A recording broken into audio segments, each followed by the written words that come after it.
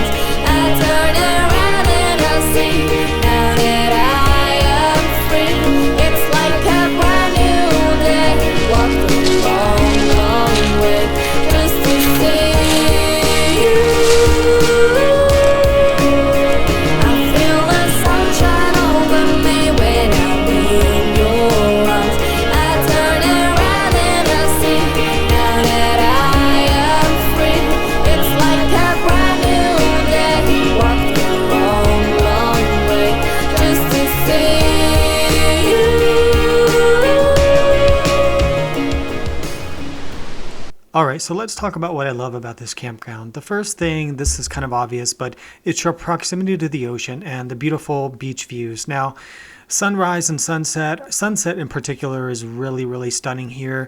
I've stayed here a lot, and usually it's kind of clear. There might be some fog, but you almost always get an amazing sunset. Obviously, just listening to the sound of the waves every night, putting you to sleep is really, really wonderful. And just being at the beach is awesome. There's a ton of stuff to do, and we'll get to that in a minute. The other thing I really like about this campground is the sites themselves are pretty spacious, but they're also kind of close together, and we'll talk about the downside later. But the sites are pretty spacious. There's enough room for, your RV, your trailer, a couple vehicles, so that's a nice thing. Another thing I love about this campground and coming to stay here for a few days is the location. Carlsbad is located in northern San Diego County, and it's a wonderful place to stay. There's so much stuff to do within driving distance or biking distance from here. There's great restaurants and shops in Carlsbad, but also just to your south in a little community called Leucadia. You can ride your bicycle along the coast. If you're an avid cyclist, you can ride all the way down to San Diego or La Jolla on the Pacific Coast Highway. It's really beautiful. There's plenty of shopping nearby with the Carlsbad outlet malls. There's plenty of restaurants. So if you want to leave the campground and do stuff, there's tons of stuff to do. Of course, if you're a surfer, there's plenty of that. Plenty of good surfing beaches nearby here. And the water's not too cold, although probably you need a wetsuit in the winter months. The other thing I do want to say is that they enforce the rules here, and to me that's a good thing, because what it means is that they enforce the generator hours, they enforce the limitations of number of vehicles and people on the site so they don't allow huge crazy parties, and the rangers are really, really diligent about keeping things in check. So if you're trying to have a relaxing vacation with your spouse or with your family, you should be able to do that, and if you have any issues, just let the ranger know and they will take care of it. Okay, so let's talk about the downsides of South Carlsbad State Beach. So the first two things, number one is the cost. It's a pretty expensive campground to stay in my experience. For a non-hookup campsite to pay $50 a night, that's very, very steep. Now, I think it really has to do with the real estate that the campground occupies. It's right on the beach, and the beach in California is crazy valuable real estate. I'm sure if the state park wanted to, they could sell this land for some ungodly amount of money, but obviously it's a state park, so they're not going to do that. But they can command a really high rate. You can get full hookup RV sites in many areas of the country, even in California, for less than $50 a night. So the cost is kind of a bummer. I did mention the interior sites are cheaper. The ones inside of the road or inland of the road, those are $35 a night.